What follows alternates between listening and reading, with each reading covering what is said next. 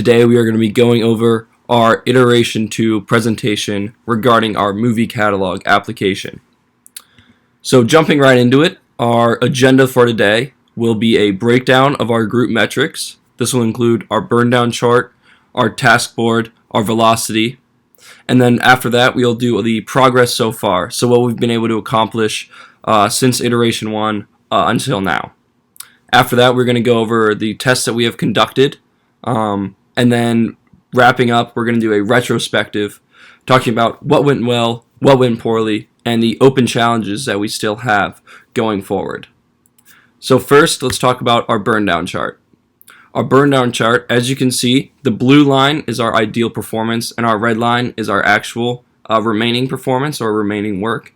And as you can see, through this Burndown chart, we've actually been ahead of schedule through the entire time, which is extremely beneficial. For whenever we have bugs or any slip-ups or anything that might derail us, we are able to get back on track and provide a viable product, which you will see at the end, in a timely manner. This is a direct correlation to the task boards that we were shown next, and it shows how efficiently and effectively we're able to get through all the tasks. So I'm going to pass it off, and we're going to discuss more and go into more detail about those task boards. As you can see from our task board, nearly every single requirement has reached the testing phase. We have one more that's currently in development, and then 3 more that have not been started yet, other than the base GUI. When those 4 are done, we will be able to go through, add any polish we want, but otherwise, everything is finished.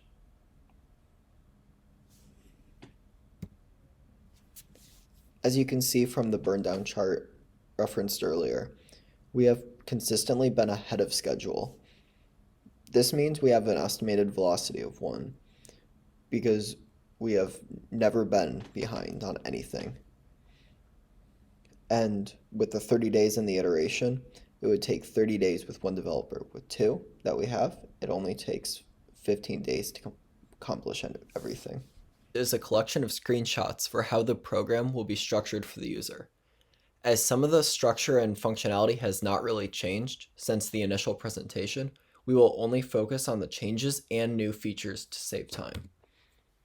This screen allows a user to log in or create an account if they have not done so already.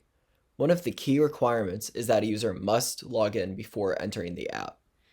The login screen is made so that if a user tried to close it out and get around it, the program would shut itself down. That is to prevent malicious users from gaining access.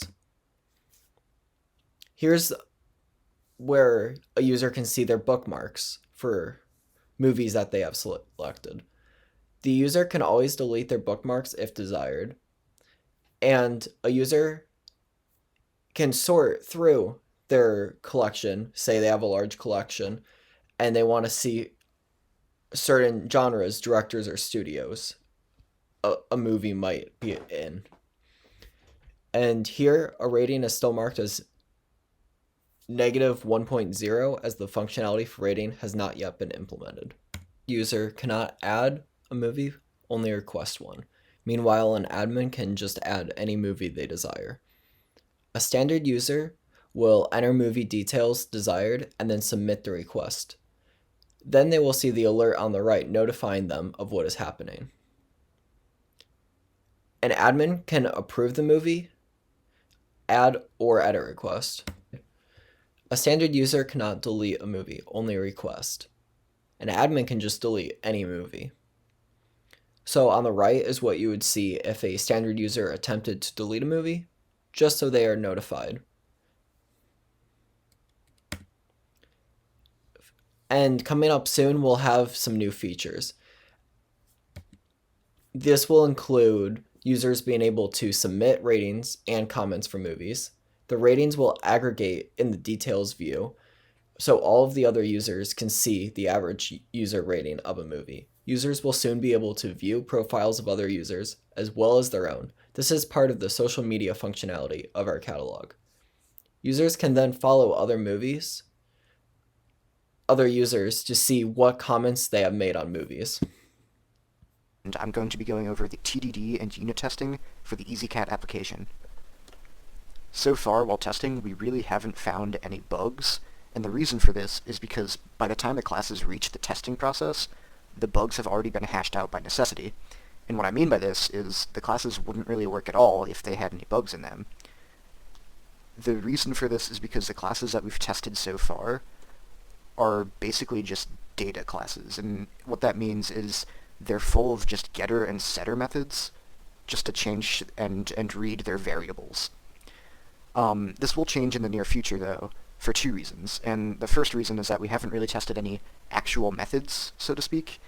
And by that I mean there aren't any methods that are very complex in these, getter and setter classes, or these classes filled with getter and setter methods, rather.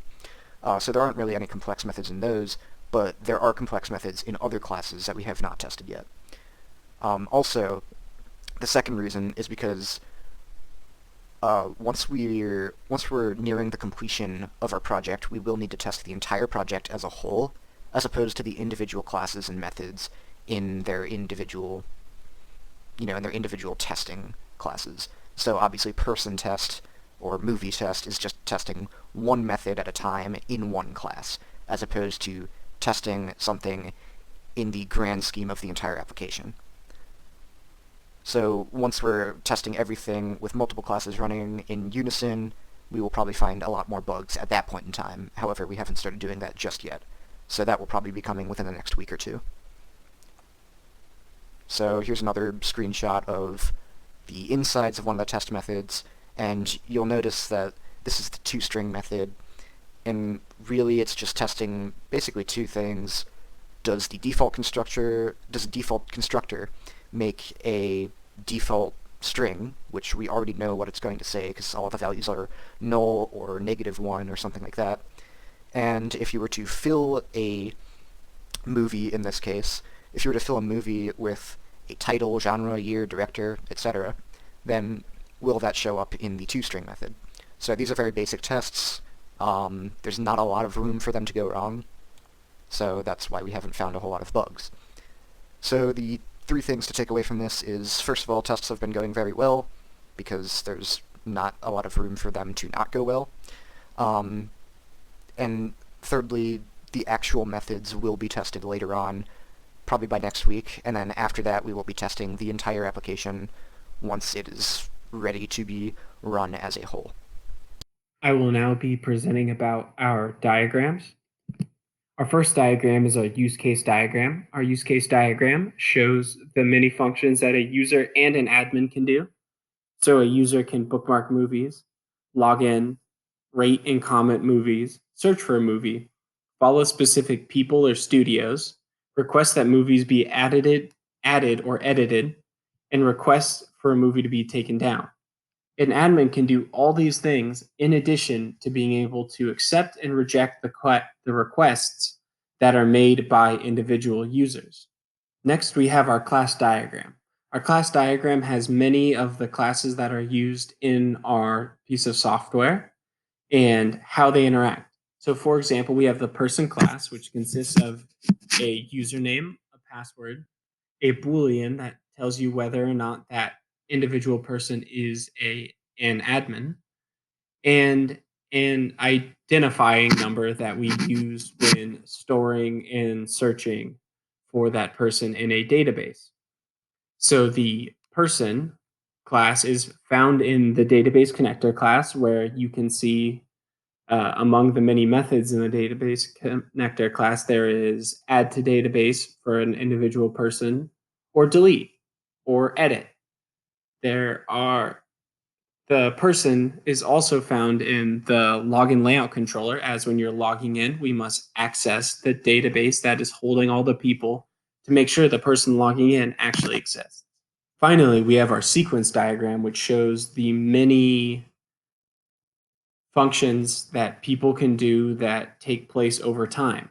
So an example of this would be for the user selecting a movie, making a rating of that movie, submitting that rating of the movie, where then we, having updated the rating inside the database, we need to refresh the comments UI And that rating, the updated rating, will now be displayed to that user.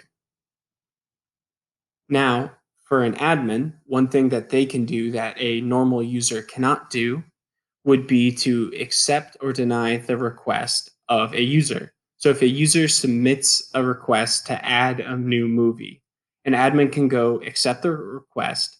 The request will be accepted, which will change the UI. Then it will go to the database. It will add the requested movie. And then we will then again have to refresh the UI so that the new movie shows up so that everyone can see it. So far, this project has gone very well with very few hiccups. Specifically, what has gone well is that much of the programming work has taken much less time than we initially expected. Time is without a doubt the biggest issue that we could have faced with this project, but it bodes very well that it has been a basically non-issue thus far. This is very promising for how the rest of the program will go and how long we should expect to take with the remaining features left. However, we have had issues with organizing the repository. At first, mainly with it being hard for all group members to easily use. This was possibly due to a lack of organization and possibly due to the accelerated approach we have taken to the project. But we subsequently were able to fix it, and things are running much smoother again. Lastly, and an open challenge that we are still facing is with technology issues, possibly due to the nature of JavaFX and our prior issues with the repository. It can be very difficult to set up the development environment in a new environment.